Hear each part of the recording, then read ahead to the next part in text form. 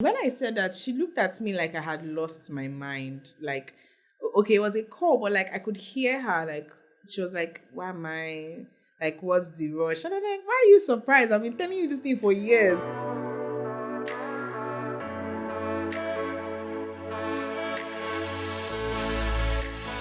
Hi guys, welcome to my YouTube channel. I remain your host, Chisom, Pisom, Pastor Pisom, anyone you prefer.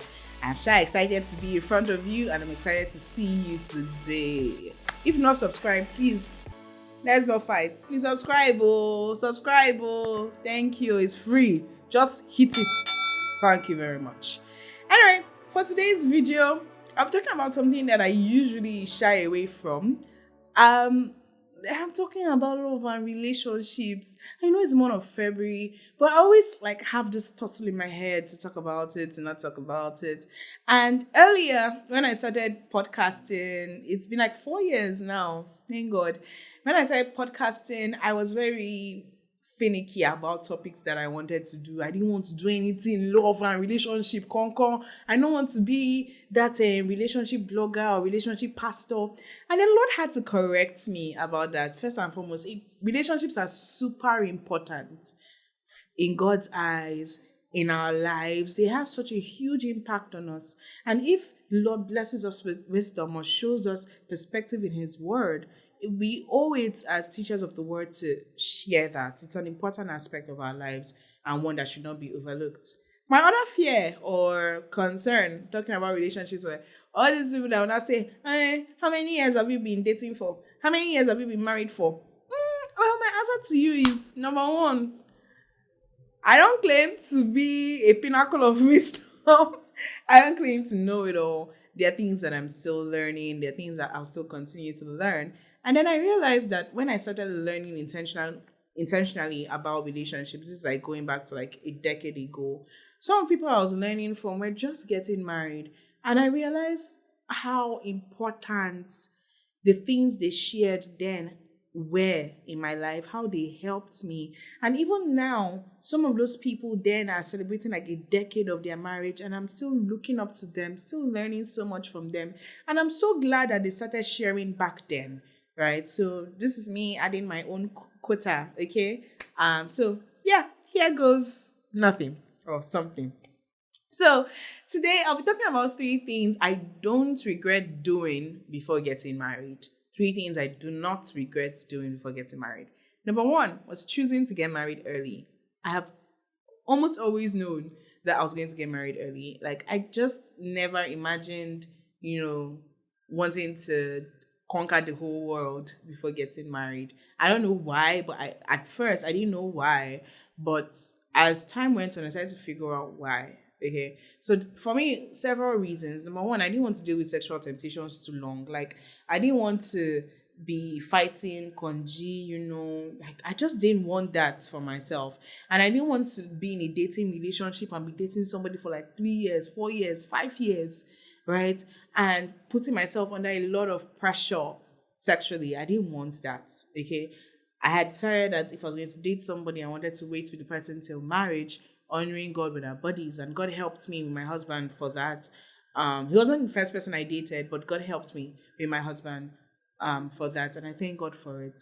But I always knew that I wanted to get married early. So it was a desire of mine. And once I knew that it was an active desire, this was way back as a teenager, I started to voraciously learn about it. Anywhere I saw relationship teaching, I'll chuck my head inside. I'll buy relationship books. Like my ears and heart were open. So I started preparing very, very, very early for it. And I used to tell my friends that I wanted to get married early. And I remember telling one of my closest friends back in school that I wanted to get married early. And then after we left school, I was having the same conversation with her. This was like maybe 6 to 8 months after we had graduated. So I was serving. And I was telling her, I look to get married in the next year, like maybe the end of the next year. And when I said that, she looked at me like I had lost my mind. Like, okay, it was a call, but like I could hear her. Like, she was like, why am I? Like, what's the rush? And I'm like, why are you surprised? I've been telling you this thing for years that I want to get married early. I was already dating somebody at the time. I was dating my husband at the time. We had like all the great conversations, all the interrogations you should ask for somebody you want to spend the rest of your life with. So we're just allowing time to mature our relationship. We were practically ready. So I was wondering why she was, thinking it was strange, because I've been telling her since. But anyway, different strokes for different folks. But I knew I wanted to get married early, and God granted my desire. So I don't regret it at all. I don't regret it one bit. Let me even just give you the ages. So I wanted to get married when I was 23. And I ended up getting married a year younger than that. And it's been almost 3 years since that. And I am so grateful that I did get married early. I have zero regrets, like absolute zero. I have never imagined what my life would have been like if I didn't get married when I did. Okay. So no pressure to you. If you don't want to get married early, please do you. But this is what I wanted, and I owned it, and I ran with it. Okay. So if anybody's making you feel anyhow for that decision, please don't. It's not a bad thing. It's a good desire. The second thing I don't regret doing is having premarital counseling.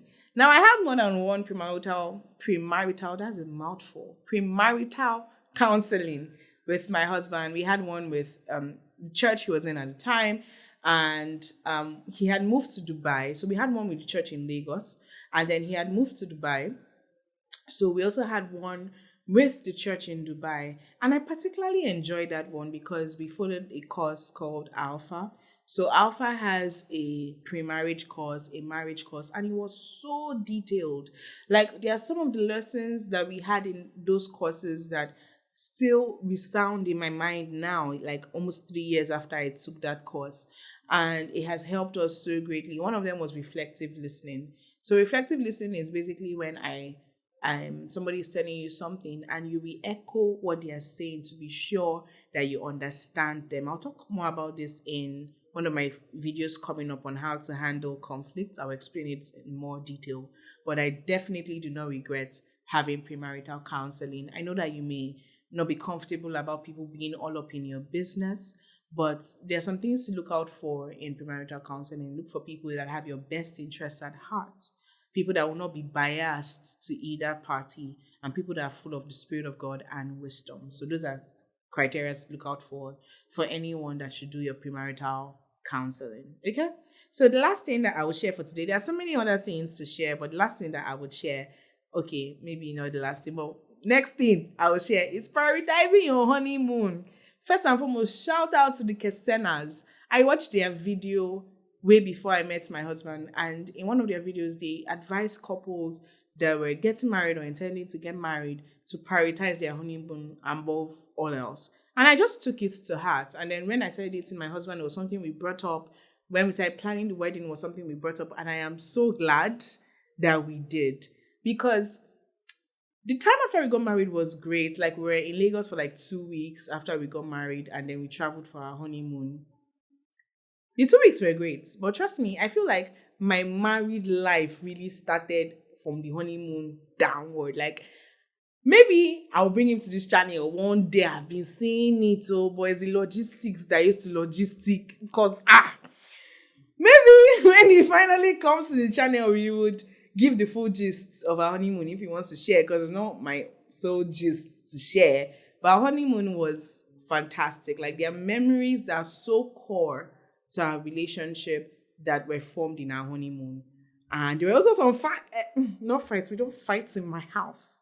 Strong realizations of who we are. Like, it was at my honeymoon that I realized that we are so different. Like, I knew when we were dating, but my honeymoon nailed it in the head. I'm like, you're so different from me. Like, my idea of a vacation is doing nothing, because I'm busy all year. Like, my life has so many moving parts. So when I take a break, I just want to take a break. I don't want to do anything. I don't want to go on tour. I just want to be in a nice room. If I go outside, I'm going to sit at the cabana at the beach and just look at the water and think about my life and the goodness of God.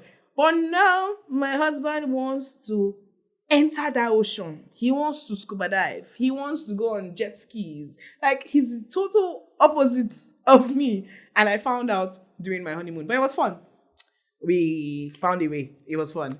So yeah, I don't regret doing those 3 things. So I'll share more things about my relationship, lessons I'm learning, hoping that they help you as well. If you have questions or things that you want me to talk about specifically, feel free to drop it in the comment section. This is a month of love, so I'm going to be prioritizing those questions a lot. So thank you for sticking to my video to this point. I am super glad that I shared this with you. Cheers to sharing more stories with you and being here for you on your growth journey as well.